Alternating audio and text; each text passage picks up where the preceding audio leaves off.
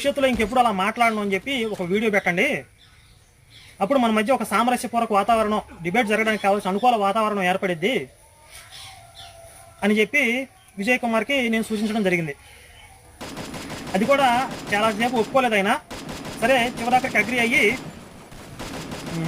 Debate జరగడం కోసం నేను వెనక్కి తగ్గుతున్నాను అన్నట్టుగా మాట్లాడి ఒక వీడియో పెట్టాడు.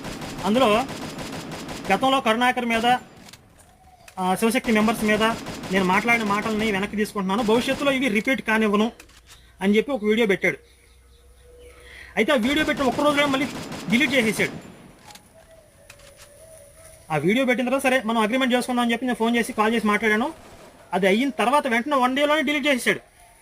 మళ్ళీ నేను ఫోన్ చేసి ఎందుకు వీడియో డిలీట్ చేసావంటే, నా ప్రాబ్లమ్స్ నాకున్నాయి, మా వాళ్ళు నన్ను ప్రెజర్ చేస్తున్నారు, నువ్వేంటి అలా తగ్గి మాట్లాడుతున్నావు అని చెప్పి కొంచెం అర్థం చేసుకో, ఎలాగో వీడియో పెట్టాను కొంతమంది చూశారు కదా,